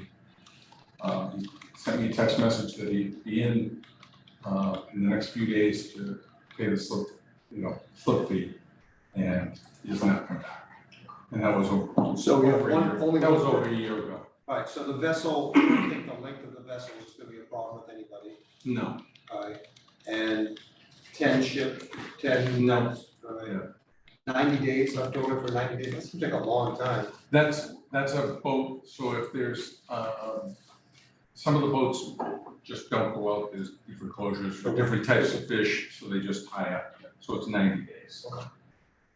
We don't want them there, we had a boat there for over a year. That didn't go. $1,000 a day, so my other question before I go on is, what if someone catches a 600-pound fish? Yes. How do you hoist it? They'd Get a have to, licensed person to do it? they'd have to have a licensed person and they'd have to have a truck that could back up. Because they now say 500 pounds, that's the maximum that they can lift. Even though, like I said, they can. Right. They really can't. And a lot of the big tuna trucks have their own hoists on. Oh, they do. Okay. Aaron, any questions? I think just, do we have any tuna fishermen? Yep.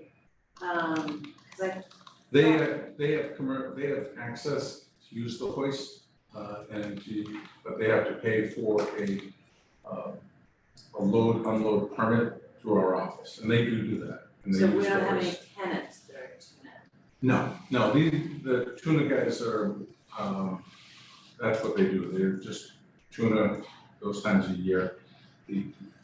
These are the commercial fishermen that are out there for, cod and haddock. So if somebody, so they get this license, they can come to the front of the dock and use that hoist. They can, the lobstermen use it, the hoist, they have to pay the load unload permit. Yeah. The tuna guys can use it, they have to pay the load unload permit, and that's whether they're, do it for, on a back of a recreational boat or a tuna boat, they still have to pay, the same permit.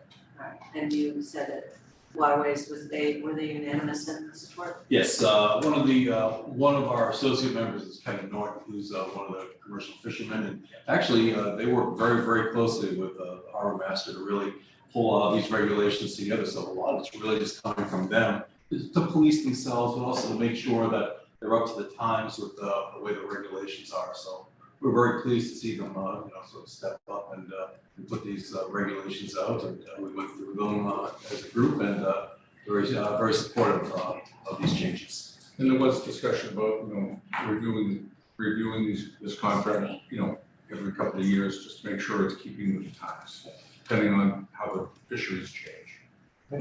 Thank you for doing that, this is above my pay grade. Yeah, thank you for the work. Great, thank you. Good.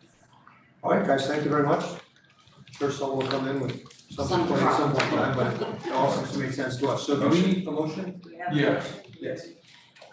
Move to approve the 2023 town pier contract.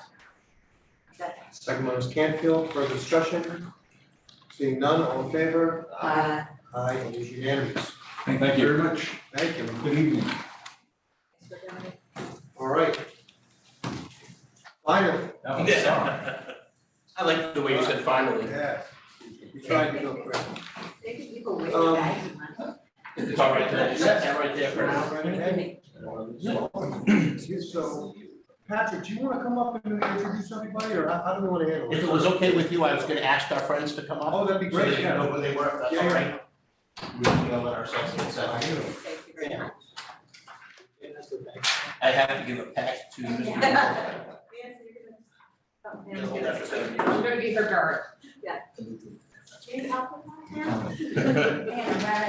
So Tom, who do you wanna, Yeah, so thank you very much for having us. I wanted to first introduce to my left, Chair of the Plymouth County Commissioners, Jared Valenzola. Unfortunately, our other commissioners couldn't make it. Cindy Wright and Greg Kinley sent the regards. But we don't do this without our federal partners, so I'd like to first call up Jim Cantwell, the State Director for U.S. Senator Ed Markey. Jim, how are you? And ask you to sit over there to my left. What was your name? And as well. And next, Mr. Michael Jackman, the Director for Congressman Bill Keating. And then, shame on me for not bringing up a seat, I apologize, Representative. No, I can stand. No, oh, no. We have seats for everybody. Perfect. station you folks are all certainly familiar with, our state representative Patrick Curran. If it pleases the board, we're thrilled to be here, particularly and grateful to Administrator Boudreau for asking us to be here in April, because as he knows, it's National County Government Month. And he said, hey, if it's National County Government Month, we need Plymouth County in right away. That's exactly what I said. It is exactly what he said. Verbatim. We heard there's a proclamation. Verbatim. The other request, and I have proof of that, by the way, the other request he made was that we bring all of the money at once. And so we were able to accomplish both of those objectives. And we're thrilled to be here. As you folks know, the Plymouth County CARES program and the Plymouth County ARPA program have received local recognition, regional recognition, and national recognition for our performance. And we're really thrilled because we're able to do that with our partners. I'm going to turn it over to Jim Kimmel to say a few words. We'll go down and then we'll have the actual check presentation. So we're very grateful that Mr. Campbell from Senator Markey's office could be here. Mr. President, thank you, Mr. Chairman. Great to see you all again. It's so wonderful to come back once again. And wanted to celebrate tonight, first of all, to thank you all for being at the front lines of government during the most difficult time of all of our lives, during COVID and now the post-pandemic time. So to come back and say thank you to all of what you've done. And I know what you've done consistently is to thank the folks who we learned were the essential workers. A lot of them were public folks, could be DPW folks, teachers, healthcare workers, public safety personnel, all of whom helped us get through an extremely difficult time. And sometimes those folks are overlooked. I'm pleased to return on behalf of Senator Markey and to come and celebrate the $3.4 million that will be coming to the town from the Federal American Rescue Plan Act, ARPA, which is somewhat of a covenant that was signed between our federal, state, county, and local government. In this case, directly to the county. So the funds are federal funds that have been expertly administered by Tom O'Brien, our county treasurer, and Jared, and the whole board. Truth be told, it was controversial when the funds were coming from the federal government, just about how they could be dispersed quickly, efficiently, with the least administrative cost. And Tom, you all did that amazingly well. So pleased to come in to say thank you. COVID also, by the way, exposed all of us the need to invest in infrastructure. And that's why we're so pleased to come tonight to celebrate the $3.4 million that can make sure they're coming right to our wastewater treatment. There's great work now that's being done here for the water treatment. But the reason why I said wastewater, and Karen caught me, is that the other part. So tonight is $3.4 million for water. The second part is we hope down the line, and I'm gonna leave out some of the teaser to my good friend Mike Jackson to talk about the second phase, right? But that we do everything in concert. So Senator Warren's office, Senator Markey's office, Congressman Keating with federal funds. I know tonight that Mike Jackman and I, by the way, worked with Jim Boudreau at the State House. Don't hold that as against us. And we in fact we asked to be the last people on the agenda tonight because we told Jim was buying drinks for everybody. Only if that check's good. But I also want to thank that I know Chris Matthews is here from Congressman Keating's office as well. So congratulations, thank you for all the tremendous work that you do. On behalf of Senator Markey, we're pleased to come here to celebrate the $3.4 million.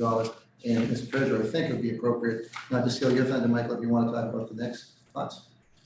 Well, I was just going to certainly thank you for coming and how much we appreciate our federal partners in the U.S. Senate and of course in the U.S. House of Representatives. I'm always reminded that they don't often get to see the effects of the votes that they take on Capitol Hill.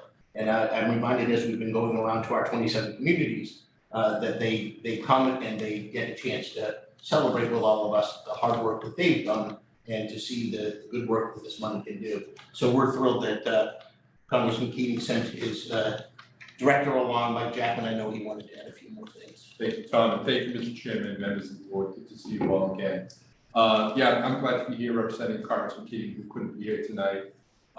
And as Tom said, this is the vote that Congressman Keating was proud to take to support the American Rescue Plan. And it's great to see the funds being used for what they were meant to be used for, which was infrastructure and contributing to the recovery from COVID. I have to say that we're very pleased also to see that the county has develop such a comprehensive and transparent plan in terms of getting not only the ARPA money, but the CARES money prior to that, out to communities of Plymouth County so effectively and so efficiently. So kudos to Tom and his team, and Jared and the rest of the commissioners for spearheading that effort. As Jim Campbell alluded to, I'm also really pleased to announce that as part of the House's community project funding process, Congressman Keating, we notified Jim Woodrow today, but Congressman Keating has chosen the Scituate water treatment plan to be one of his limited number of community project funds that we're able to designate.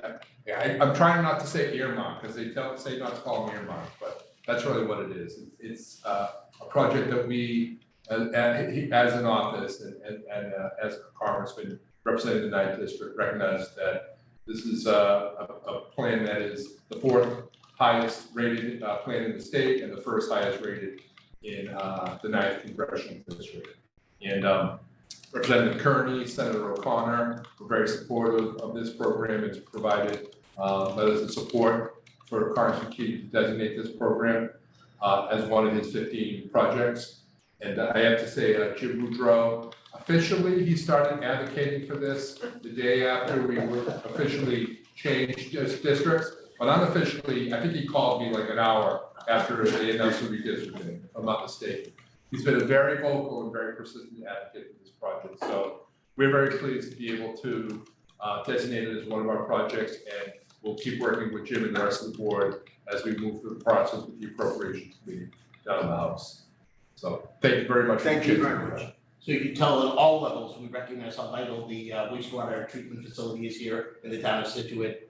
Something in the water treatment facility, how important it is. And you talk about vocal advocates, Senator O'Connor and Representative Kearney call us regularly to make sure that funds become available, whatever funds we have at the county level. I'm sure they're contacting the federal level as well. I know that Senator O'Connor couldn't be here, he's got another commitment, he apologizes, but we're thrilled that Representative Kearney could be here, and I know that he wanted to add a few thoughts before I turn it over to Chair Valenzola. Yeah, I'll keep it very short, Mr. Chairman of the board, thank you so much for having us testify, or come to present the check this evening. On top of thanking Senator Markey's staff, Congressman Keating's staff, I know that this project really started in 2019 to address water treatment issues, and I'd be remiss if I didn't also thank Congressman Lynch's staff on the record for their advocacy in conjunction with all of our federal partners that are here with us tonight to make this happen. As we know, we need money for infrastructure, and I think it's really a testament not only to our federal partners making it happen, but also a testament to you and the town administrator. We are the first town to get their full allotment of ARPA funds of all of the 27 communities in Plymouth County. So that's a testament to you and the town administrator and all of your staff to make this evening happen. So thank you to you. Thank you to Senator O'Connor, who, as the treasurer said, can't be here tonight. He's with his nephew, Celtics team, for his 6th birthday. So I wanted to give him a quick little shout out, and thank you to Tom for expertly facilitating these funds getting out quickly. It was controversial. We did hear from the governor. There was a lot of pushback from the administration to let the state do it, and you have done a flawless job in executing, getting the funds to the towns much quicker than the state has. So a testament to you as well. Thank you. Well, and thank you. And of course, we want you to know what a great team you have here, something you're already familiar with. But we hear regularly, of course, from Mr. Woodrow, but also Nancy Bolton and Pam Abitabli are fantastic at what they do. There's a reason that Scituate is getting its full allotment and the first one to complete that through the process. And it's not just that Jim can be a pest, it's that you have a great team in place that knows how to fill out forms and get the applications in. It has been very successful. And I will point out it's $3,400,286.73. So let's not forget the full sum that's being awarded. I know that Commissioner Valenzola wanted to say a few words as well, and then we'll have the actual check presentation. Thank you, Treasurer, Mr. Chairman, through you to the members. It's a pleasure to be here in Scituate. This is my first meeting with you folks since being elected, so it's a privilege to be here. I want to go back. Rob Kearney did a perfect segue back to the CARES Act for a moment, talking about some of the controversy that came to the county for it. There were a lot of folks, especially at the state level, that were not pleased with Plymouth County's execution of the CARES Act. They wanted the money to be returned to the state to be handled at the state level. I had somebody at some point along the way a couple of years ago remark about what they thought our performance with the CARES Act was, and they would love to see it stacked up against the state, because there was no way Plymouth County could have done nearly as well with CARES Act money as the state was doing. So I started running a comparison. And the first few towns I compared, I noted, if you go to the back, that, wow, that's interesting. A couple of towns in Plymouth County received 50% more monies than towns outside of Plymouth County like size. So I decided to do the whole count. So if you look at Scituate's comp for the CARES Act, you receive 50% greater than the town of Concord, which is, of course, it was all built based on population. Your cap for the CARES Act was $3,074,934.34. And to echo what everyone else has said, Mr. Boudreau made very well sure that you got $3,074,934.34. Compare that to the town of Concord at $1.6 million. And of course, you can go through the whole county on the back. We were able to administer these funds for less than 1% of administrative costs, and not a single penny was returned to the federal government. For the longest time, and corrected by the treasurer now, we were the only government entity in the nation that did not return any monies to the federal government. Even the Commonwealth returned monies to the federal government. So think about that. They demanded we give them our CARES Act money, which became your CARES Act money. And then they sent money back to the federal government anyway. We're really proud of the CARES Act, and we're really proud of what we were able to accomplish. And even with some of the monies, we were able to buy test kits. I'm not sure if Scituate received test kits from the state. We were one of the towns that did. It was hard to keep track of because some towns got them and some towns didn't, and there wasn't really any rhyme or reason. I'm from Rockland got test kits, but Abington did not. Brockton did, Plymouth didn't. We were able to buy close to, over 350,000 individual tests for close to 500,000 people in Plymouth County. That was pretty good. And to give you an idea of how lean of an operation the county is, the people that were helping us distribute those tests, to my left and to my right, Mr. Jackman and Mr. Campbell. So we were working very hard those days getting those test kits out to folks. And then, of course, we were able to distribute some of those funds to the nonprofit hospitals, the front lines, the people that were really fighting this pandemic day in and day out. Those hospitals incurred expenses they never thought they were going to incur, paying for traveling nurses and other expenses. So that is all I have on the CARES Act. I'm really proud of it. I often put the CARES Act as our firstborn and not what became our secondborn. Much like that, everything else has been going smoothly without it. But I really want to just thank my colleagues, Commissioner Wright and Commissioner Hamlin, who send their regrets that couldn't be with you folks this evening, but they've worked tirelessly as well to get these funds out. Everybody in my office and of course Treasurer O'Brien's office. He's modest in his approach and he's modest in what he does. We would not be able to have done CARES at less than 1%, and we wouldn't be able to do ARPA at what I think we're tracking is about 3.5% to 4%. The national average is 7 to 10% for ARPA. The national average is 5% for CARES. And that is a true testament to Treasurer O'Brien and his hard working team top to bottom. If we weren't able to execute those types of savings, and we're partnering with our other counties too, another important point, no other county in Massachusetts did the CARES Act. Other 3 counties, Norfolk, Bristol, and Barnstable, and Dukes, Dukes didn't join with us, but the other 3 counties banded together to save on administrative costs. But we are able to execute these savings because of the dedication of the Treasurer's Office, and the commissioners are happy to supplement them when we can.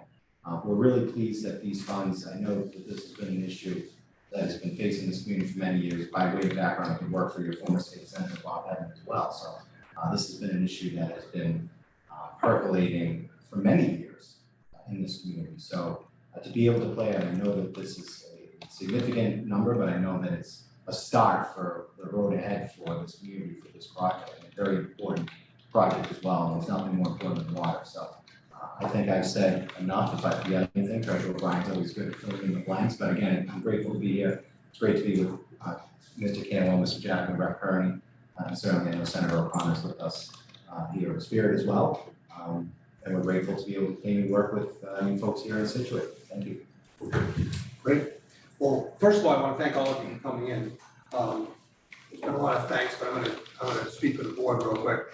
I have to thank Pam and Nancy and Jim for their accounting and their tracking of all this stuff and for doing the reports timely and accurately and all the accolades that they got through the process to get all the money that we did and really take full advantage of that. classifying things properly and really taking advantage of that. So you guys did a spectacular job. We can take no credit for that. I have to thank our local representatives, Patrick, those people supported us all along. And I can't tell you enough, these monies are going to great projects. Projects that are long past due, projects that are necessary for our town, and like somebody said, water's the most important thing, and then wastewater is pretty close behind it. So there are two big projects that are going on in the town that are definitely needed, and these funds are gonna help tremendously. And then, of course, as it goes up, all the federal help that we get, the commission help, and Jim, you're always behind us 100%, so I can't thank you there. I was on the chairman of the board back when we were talking about this with the commissioners, whether we should take it on and not take it on. I remember being in that meeting, and to say there was a little bit of doubt would be an understatement, whether it was the right decision, and it ended up being great, and we knew that right off the bat. We were processing our claims, they were getting paid quickly, they were getting paid accurately, and Nancy just happened to do a great job to make sure that all the boxes were checked, that we didn't run into any of the hazards that other towns did. But I can't thank you all enough for this. These are the injections that this town needs so that we can really keep our infrastructure up to speed and get it up to the technological level it has to be, so the town needs it. So thank you all very much for coming. I know I've talked a bit. Does anyone want to add anything quickly, Karen? Echo what you said, and you guys have all, thank you so much for coming in, we really appreciate it. Thank you for bringing a very large check to us, because I know how important this, as the chair said, how important this is to our community. It is the number one thing, has been the number one thing for at least a decade.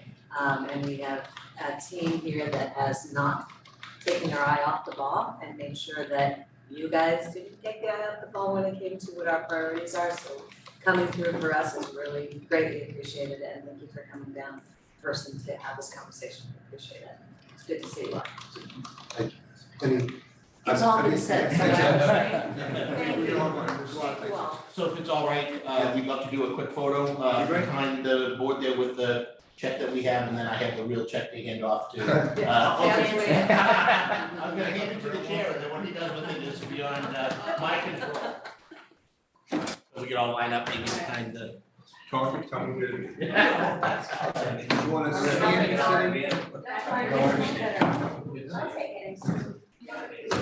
Yeah, we want. You sit right here. Yeah. Now we know what's in there. There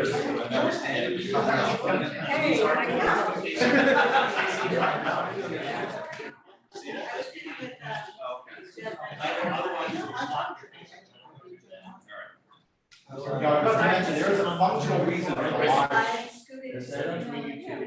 There is a fun slide a little this way. I can Slide a little this way.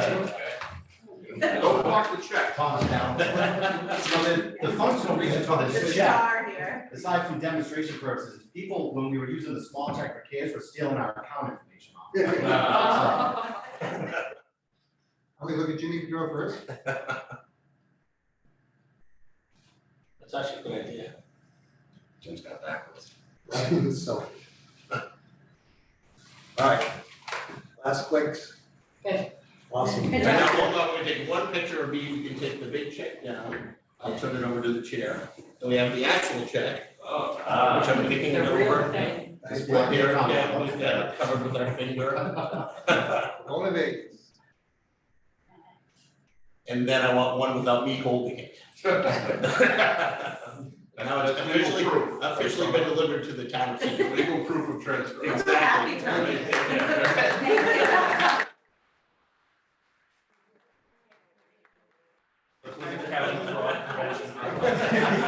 there an ATM around here?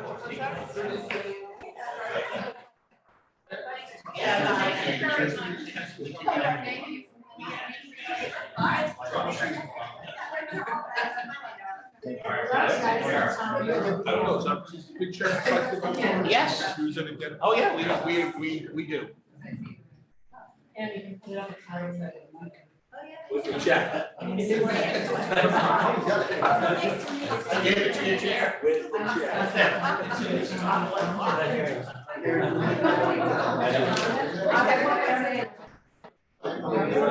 fairness, thank you very much.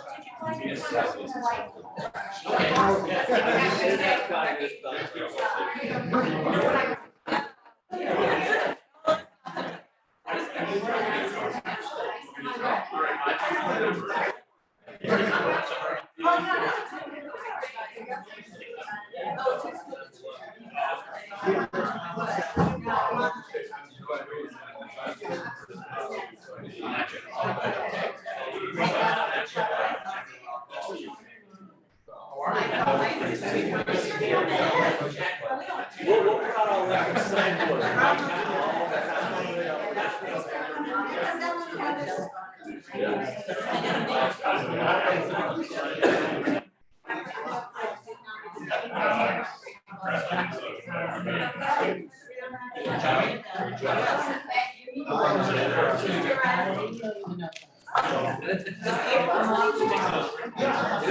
that could just be, I don't understand. Jim, before Mr. Jackson leaves, the amount of funds requested by South Street for the water treatment plant is $5 million. You did not mention that, but that's a big chunk of change. Just do yourself now. Just say yourself now. Once I get it, I'm gonna block it. Michael Jackson, if you need a right-handed power hitter to be a designated hitter, Mike should get. He was also a coach. I don't know how, I was the brains behind the Which is why we never won. Yeah. Thank you all again. It's all over the radio. Thank you.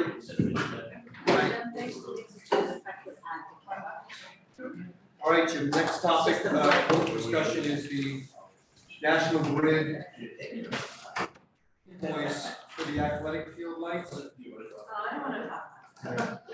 So we can put it up, we don't have to talk about it tonight. Well, just a quick summary, so National Grid did not charge us for the lights for the first couple of years that they were in operation. 22 months. So they are now doing math to come up with a bill. The bill, the initial number that they come up with is just under $80,000.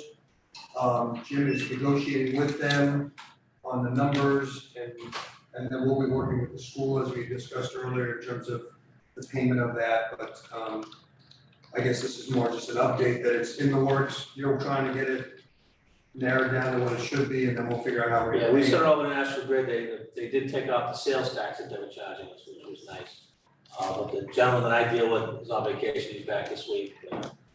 As you said, Tony, I mean, they just gave us a bill, so it gives what you owe, so we're kind of pushing back on them, we don't think we owe what they say we owe. I'll let the board know what we owe, but for 22 months, they did not send us a bill for those lights. Can we pay it over 22 months? I'm sorry? Can we just pay it out over 22 months? I don't think they'd go along with that, but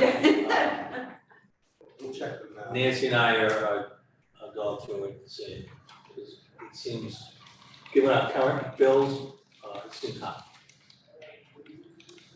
Even though electricity rates are higher now. We're saying about under $4 million a month, right? Yeah, right now, we're under $4 million a month, that's one of the things we asked them, where the bill come from? Well, they have years of activity, they have months of activity now, so now they're saying. Oh, so they're just They're- going back. Projecting back. Projecting Yeah, backwards, that's. We don't actually That know doesn't at this sound point. good. So, but it's more, the monthly average is more than what we're seeing now. Although we haven't seen it with the rate increases have gone up since we turned the lights off. But it doesn't seem to me, and I don't know if Nancy disagrees, there doesn't seem to be a whole lot of rationale behind this number. So we sent it over to him, I had a big discussion with him, he's on vacation, he's back this week, and we'll continue to push back on it. All right, keep us surprised. No vote here for that yet, right? We're not gonna decide now. We're not paying until we figure out something. Right. All right, new business, we're gonna vote on one-day licenses. We have a one-day malt license to Untold Brewing at 6 Old Country Way for an outdoor event on May 6th. Yeah, come on up. Hello, everybody. Browning, Matt, how are you? Yeah, we are hosting an event in collaboration with the Scituate Beautification Commission and Ship Shape Day. Trying to spotlight on sustainability in Scituate, everything that Ship Shape Day is all about, and pretty much inviting people to the Greenbush neighborhood until after they pick up trash. Make Scituate a more beautiful place to live than it already is, and we should have a little party, similar to what we've done in the past. This one's gonna be a little different, we're still gonna shut down the parking lot, is what our hope is. Food trucks and live music, but we're also gonna have some booths from Scituate Beautification Commission, Scituate Trash, and we're talking with the North South River Watershed Association, also set the booth. We'll have one just to kind of do some demonstrations and show, how people can be more green, more sustainable. So that's gonna be kind of the theme of this general kind of setup will be similar to years past, police detail there. We're encouraging people to park at the MBTA lot, walk down. There's also events planned concurrently called Get to Greenbush, to just invite people to Greenbush and visit all the businesses in that neighborhood that day. So it should be a busy day, and we hope weather cooperates and we have a lot of people that come out after picking up trash around town. That's great, thank you for doing that. I think the board's biggest concern is public parking in that area, that tricky part of Country Way. So if there's a police detail there, they'll be directing traffic as well as. Yes, and we'll have someone out there as well, just to make sure that people. Yeah, we just don't want to block the. Yeah, exactly, yeah. Right. Any questions for Matt? No, just one comment, thank you so much for doing this, and I would suggest that you might wanna reach out to the Water Resources Committee, because they do a lot of. Yes, my list there, we're already in talks with them, so they're Yeah, actually they have there as well. a lot of things that they would, I'm sure, like to get folks to be aware of about Monday program. So great, excited about this, thank you for this. Yeah. I have a motion? Move to approve a one-day malt license to Untold Brewery for an outside event on the premise parking lot, Saturday, May 6, 2023, from 12 to 8 p.m. Are you having I know I'm in the motion, but are you having outdoor entertainment in the parking lot? Yes, I believe they're playing noon or 1 to 4, I can confirm that. Okay, because we'll need to do an outdoor entertainment license as well, right, Mr. Chair? So Lorraine, can we just add that to this, or do we need to do that at another meeting? The date's coming up pretty quick, so I think we can add it. And what's the entertainment on that? Is I'm sorry, you just said that. a musician versus sport. Okay. Local musician. So acoustic or? I believe it will be amplified. One guy. Yeah. We can't do amplified outside, right? Well, it's during the day. Matt will need to notify the abutters. We should probably put it on the next meeting. Yeah. Okay. If it's gonna be amplified, abutters need to be notified. If it's problematic, we can set up inside too, that's totally on the table, Yeah. easy. We just wanna make sure. So do you have indoor entertainment? We do. But that's acoustical also, so it's gonna be. I'm not sure what his indoor entertainment reads. I'd have to look at it. So maybe we could put this on the the April 25th meeting. Yeah. I'll work with Matt.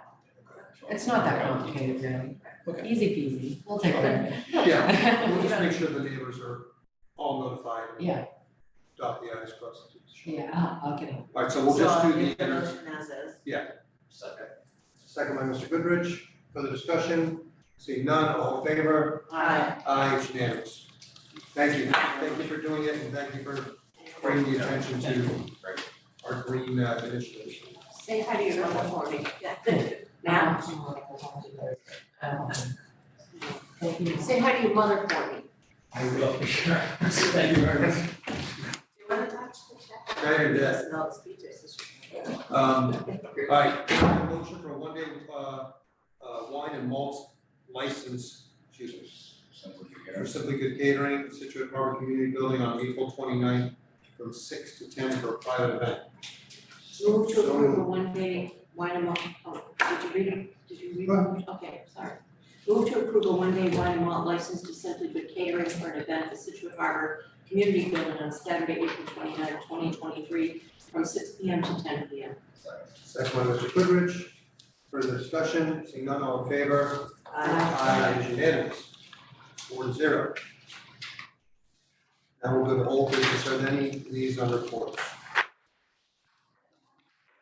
Yeah, I had, the Cole Parkway redevelopment committee had a meeting, and Corey Miles, our coastal resource officer, put together an RFP, I think is the term, for, to send out to engineering firms essentially to look at, what it would take to make the, Cole Parkway not flood so much, and, or at all, hopefully.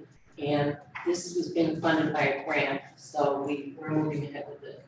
And Kevin Cafferty nicely came to our last meeting, so coastal planning and coastal resources, everyone's working together in engineering, so, yeah.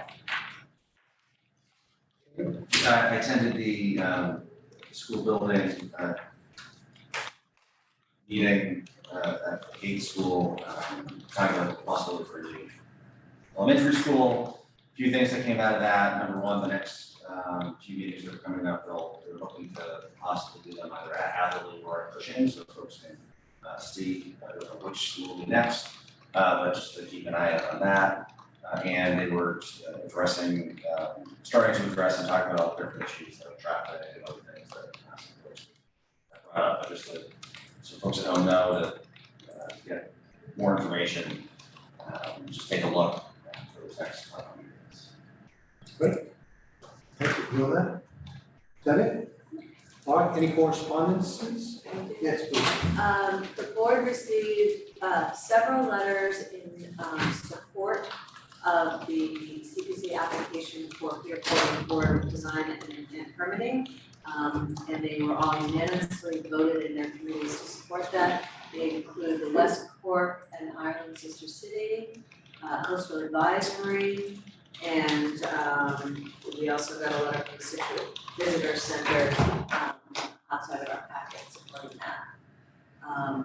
We also received notification from Coastal Heritage Bank that they will be doing a program on Kennedy Beach on April 15th to clean up. It's their Coastal Cares Coastal Suite program. So their employees will be out there cleaning up the Kennedy Beach. And let's see. I believe that might be, oh no, we did receive a letter from a resident that had some concerns about the size and location of the proposed Connors Memorial. That letter is received. And we also received a press release, the MBTA has launched an online speed restrictions dashboard that you can find on their website that will be refreshed daily with data about the MBTA's current system management and the times of commute impacts. I missed another, there's another letter from the Scituate Cultural Council as well as beautification and the Harbor Cultural District were also sent additional letters in support of the CBC application. I think that's all of those, and that was our correspondence. Great. And just a reminder for a couple of things, the Veteran Advisory Council is meeting on the 12th at 6 o'clock, I believe. So if people have concerns about the statute that we're going, that will be discussed there. We'll bring those up. Again, town meeting is next Monday night. Want to put an application to be on the school committee for a month, please get your application in the select board by this Friday at 11:30. All right, can I have approval of minutes? We accept the minutes of the select board meeting held March 21st and the public hearing March 27th, 2023. Second. Second by Mr. Conley, further discussion, seeing none, all in favor? Aye. Aye, it's unanimous. Can I have a motion to adjourn and sign documents? So moved. Second. Second by Ms. Canfield, further discussion, seeing none, all in favor? Aye. Aye, it's unanimous. Good night, everybody.